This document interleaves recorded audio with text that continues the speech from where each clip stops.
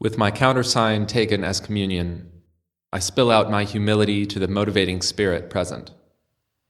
May I act with interest of self as the vessel of creativity and not a binding inner dogma.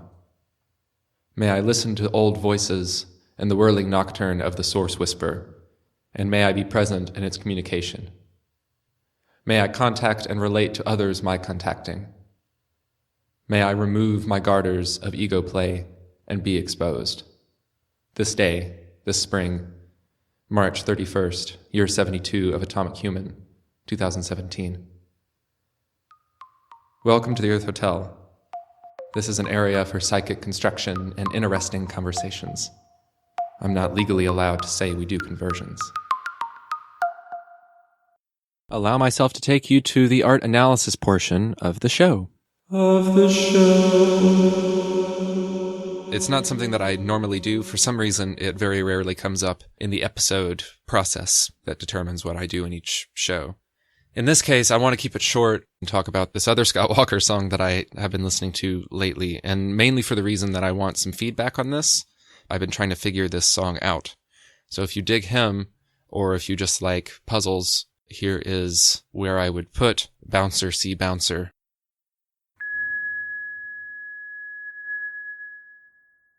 Or better yet, buy the whole album, buy his whole collection, and then come back and listen to the rest of this. I just want to talk about the possibilities in my own take on what this might be about. If you've heard anything that Scottwalker does, it's a fairly dramatic song that has a dark, not sadistic humor, but kind of a schadenfreude about the way it approaches its subject. It's a morbid glee in a lot of his choice of lyrics and subject matter, but the subject itself is usually very upsetting. He takes a long time to write lyrics, and he goes through word by word, and if he doesn't have the word, he just waits until he knows what's next. You can approach it almost like a Kubrick film, but then you can go too far. You know, Kubrick was so known for putting incredible detail in his work, so by knowing that that was what was the case about him, you would look for detail and sometimes over-find detail.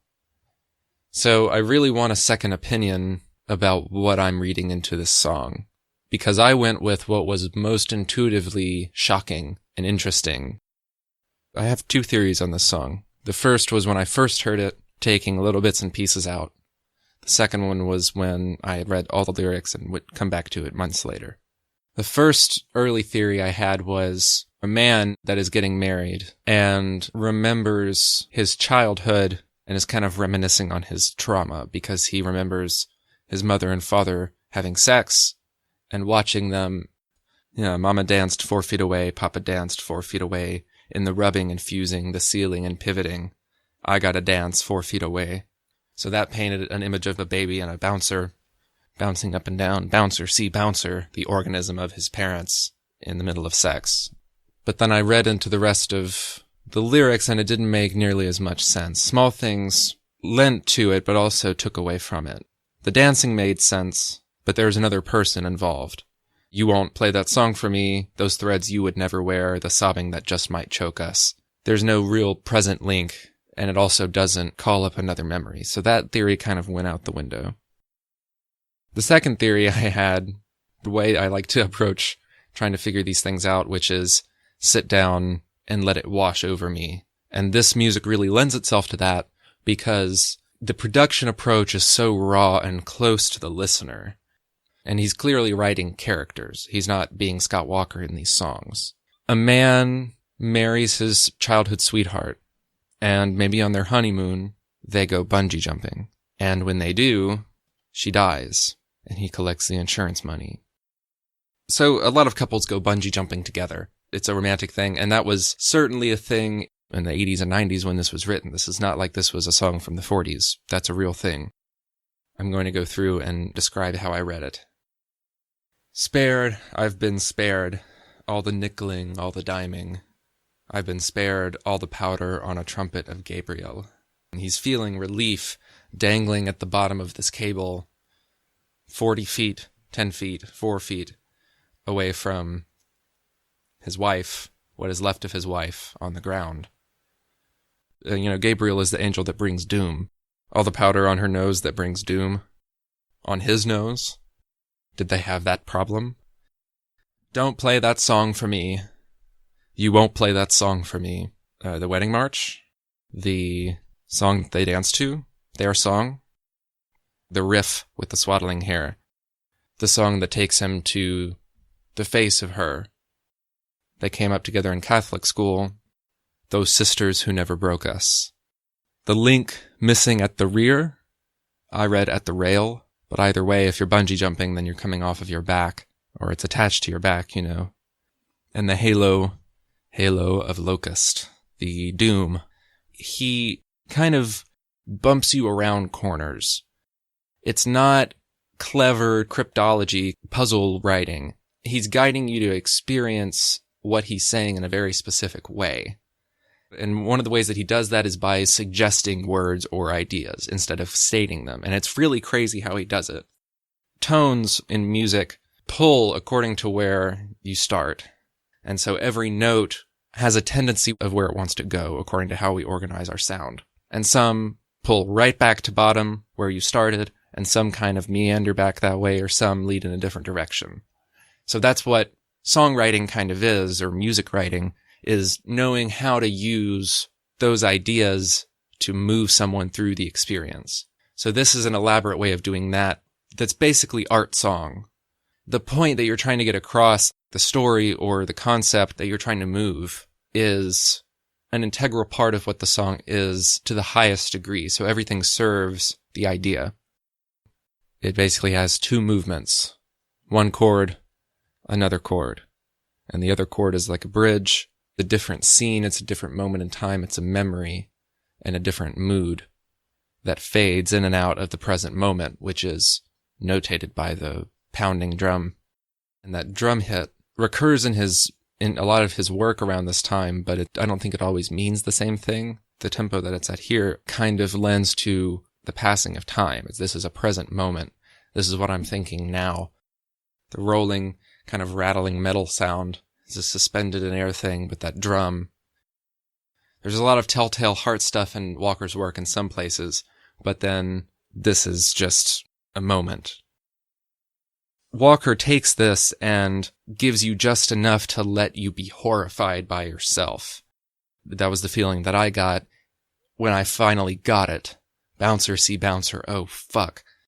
Realizing that the song takes place at the bottom of a rope, up and down, and slowly twisting, and every time you twist this certain way, you see the mangled body of your wife, and you think, I've been spared. All the nickelin', all the diming, all the problems, all the powder on a Magdalene Mary. I've been given all the powder on this trumpet of doom. Her doom means I get to go out and do coke if I want to. I can do coke off a whore if I want to, in biblical terms. That Magdalene Mary, the ill-fated partner of Christ. The ego of this man, this character, is gross. The perspective is gross. That makes the bridge all the more disturbing when he thinks of their wedding. I love this season without its cleft oneness. And he feels so happy. In the rubbing and fusing, the sealing and pivoting, I gotta dance. Right cross to the left foot, left cross to the right. Mama danced 4 feet away at our wedding. I gotta dance 4 feet away from her, and I've been spared. All the handles a body could handle. I don't have to see her let herself go. What a cruel, brutal thought. It's intense, and you couldn't just come out and say those things. If you literally said, and it's very literal language, it's very exact, particular, it's not flowery, it's a grand language, but used so precisely with such utility to form theme and concept, it just blows my mind, and it's melodic, it still sticks in my head. Those threads you would never wear, the sobbing that just might choke us, those tooth fairies, wait till they get here. The insurance agents. When you lose a tooth, not a big deal. I'll put it under my pillow and magic happens, and I get $1 or whatever. Those magic lawyers and risk assessors and insurance agents. Wait till they get here, and I look under my pillow. This man would be dangling at the bottom of this cable while everyone up at the top is horrified and screaming. He's waiting on them to get him down from there. She bounced once, maybe twice. He goes on. And that kind of runs throughout the album. You know, the first song is Farmer in the City, a depiction of the relationship and the inner thoughts of the lover of Pier Paolo Pasolini. Do I hear 21, 21, 21? I'll give you 21, 21, 21. Pasolini says, the message ringing around in the head of this young male prostitute that Pasolini has taken for a lover, and with this riding crop that hangs above his bed where he's tied up, whips him, and Pasolini goes off and does things and leaves him there. And another song about the mutual attraction between a Nazi officer and a doctor in a death camp, and the interview of now a much older officer talking about his own fraught, tilted perspective relationship with this doctor. It's heavy. We had the order for 50,000. It was the month of July. We had blood in our gonads. You were responsible for the rolling stock. On the Drift album, part of what the drift means, and this is intentionally stated on a few songs, but also inferred in a lot of other places, it's fascism. It's the drift of our human behavior into this place that trivializes life or trivializes ideas. And the way I see it is an exploration of the rottenness that can creep into people when you have reality at a slight tilt, where you have your priorities out of whack and you lose yourself in that. It's all scored. It's so precise and perfectly played in the studio right there, close mic'd, to get that directness of sound. There's another realm to it. It took him over a decade to put this album together, and the emotional complexity of what I just talked through is worth a novel. And the respect that I have for his care and dedication of that. You know, there was a couple from Alabama a few years ago. I remember seeing it on the news. They went scuba diving in the Caribbean. He allegedly sabotaged her scuba tank, and she died, and he collected all this money. It happens. To get inside of, to choose that as a subject matter, because it's not a personal feeling. He came across that in his life and said, oh, I can pull stuff out of this. I can make this an experience that I can pull people through. So try to give it a week or 2 weeks. Come back to it every few days. And I know it's brutal music. I don't want to be that person. You know, he wrote a song about the Holocaust. It's messed up. Whoa, this is so fucked, dude. Yeah, he did. And that song's emotional complexity is just as nauseating and chilling as anything else that this guy's written. It's amazing. Scott Walker, I hope to see more from you before you're gone.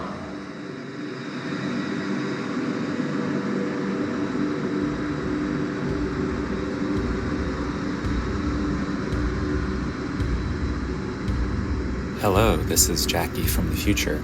I wanted to bring up a point that I feel like I've spoken about elsewhere in the interim. I know for a fact that The Fresh Prince of Bel-Air aired in the UK from its inception, I think, up until, it's in syndication now. You can get anything now. It's on regular programming during the 90s. That's my point. Something that Walker could have seen offhand. And I know for a fact that there's an episode of The Fresh Prince of Bel-Air where Sister Hillary, who I believe is a weather woman, falls in love with an anchorman, spoilers, who intimates to her that she's going to be proposed to on air. So she's in her wedding gown. Everyone's gathered around the TV with her at her elaborate mansion, this heiress to, I think Banks was a judge. He was a lawyer. And they're all eagerly waiting for this televised moment. And there he is at the top of a bridge, demonstrating a new craze in the 90s, bungee jumping. He leaps off of the bridge, and he gets out the words, "Hillary Banks, will you marry?" And he dies.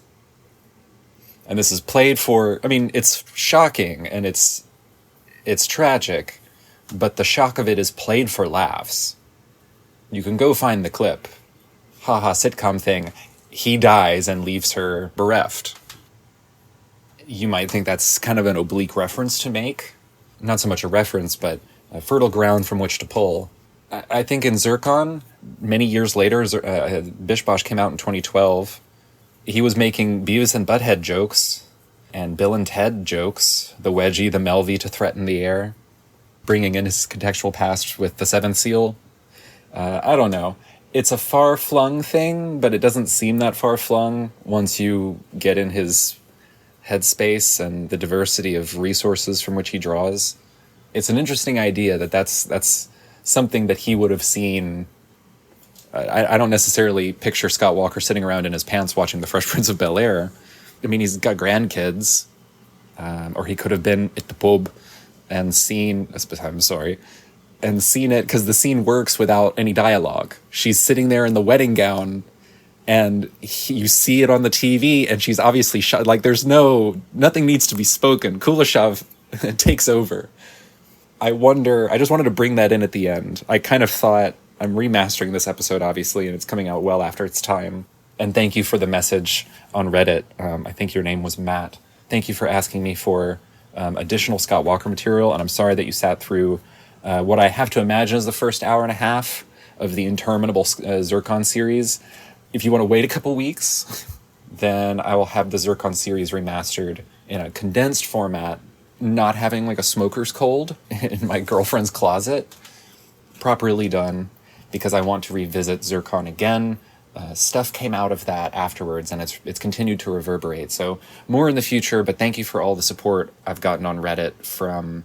and just people finding the Zircon episodes.